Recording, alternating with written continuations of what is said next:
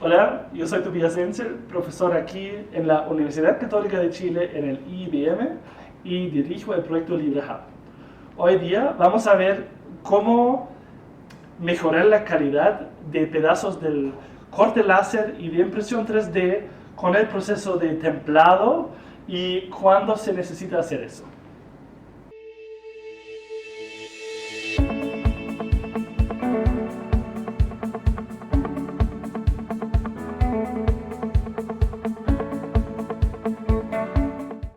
Nuestra recomendación en el diseño de instrumentos de laboratorio de open source siempre es usar mucha fabricación digital como la impresión 3D y corte láseres, porque de esta manera la gente en el mundo puede rehacer los diseños muy fácilmente y adaptarlo también fácilmente en su computadora y obtener el mismo resultado usando las máquinas, por ejemplo, como la impresora 3D. Ahora, cuando usamos particularmente el corte láser, normalmente no solo usamos, como en este caso, simples planos que no tienen más función que juntar el aparato, por ejemplo, que no es muy demandante, pero muchas veces usamos las planchas de corte láser para doblar esquinas, por ejemplo, o soldar los distintos partes para armar cajas y incubadoras, por ejemplo.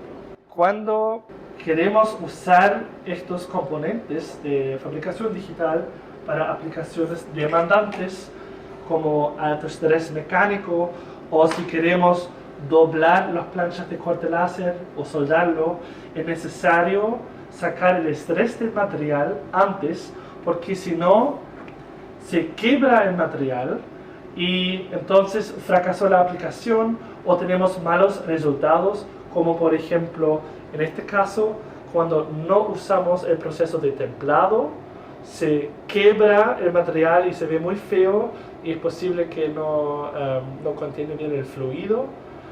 Y en este caso usamos el proceso de templado para sacar el estrés antes y tenemos un buen resultado. Ahora vamos a ver un pequeño setup que armé para visualizar el estrés en el material, para entender qué hay que sacar o cambiar del material antes de procesarlo. Este setup es bastante sencillo. Tenemos aquí una simple fuente de luz que se puede poner en la mesa, pero se puede usar cualquier otra luz con difusor, y encima ponemos un filtro de polarización, y con esto tenemos luz polarizada. Y si aplicamos otro filtro de polarización, entonces podemos hacer que la luz pasa o no pasa mientras está paralelo. Los dos filtros tienen la misma orientación, pasa la luz, pero en nuestro caso lo vamos a poner en cruz para que no pase ninguna luz y solo pasa luz cuando la polarización se cambia por propiedades del material. Ahora, este material es plástico, quiere decir es un material amorfo de muchas cadenas de moléculas orgánicas, y cuando hay estrés en el material, entonces se alinean las moléculas, son paralelas, y en esta configuración sí se cambia la polarización de luz. Entonces con este pequeño setup podemos visualizarlo. ¿Vienen para ver? Podemos ver este ejemplo de dos pedazos de corte láser que hice para asemblarlos, y cuando lo vemos con las polarizaciones cruzadas podemos ver que todos los bordes del corte láser tienen algún estrés. Entonces sin este estrés no podríamos ver nada, pero todos los bordes son brillantes, significa que ahí hay un estrés. En estos casos tenemos insertaciones de calor para poner un hilo adentro del plástico, y podemos ver muy bien que introducimos un estrés en el material mientras lo insertamos con calor.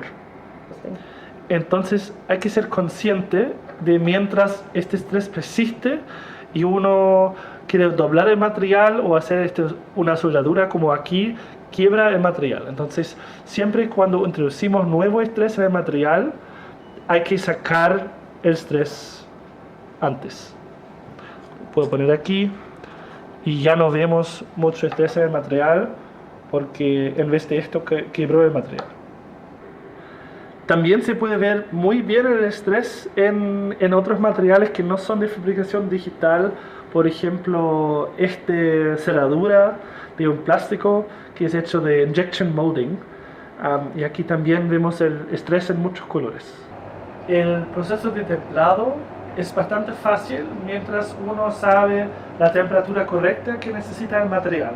Es nada más que introducir el material en un horno con un buen control de temperatura, ojalá que no hay gradientes de temperatura dentro del horno, y meterlo, depende de la profundidad del material, por 1 o 2 horas, por ejemplo, para que se saque el estrés. Particularmente después de esta procedura es importante que se enfríe lentamente. Entonces, por ejemplo, desenchufar el horno, dejarlos enfriar solo para que haya un suave gradiente de enfriamiento, para que no introducimos deformaciones en el material.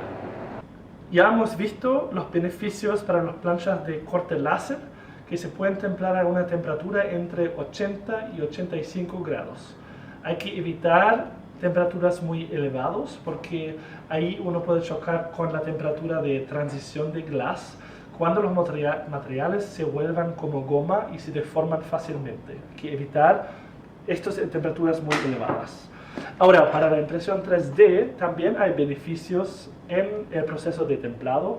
No es que queremos doblar las partes de impresión 3D, pero se pueden mejorar las propiedades mecánicas de las piezas con un proceso de templado.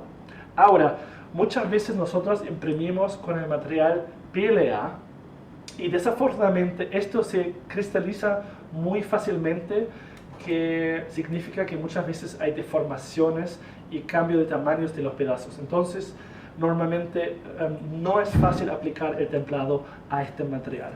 Entonces, solo cuando trabajamos con otros materiales de impresión 3D, como el ABS o el PETG, ahí se aplican buenos beneficios de propiedades mecánicas de las piezas.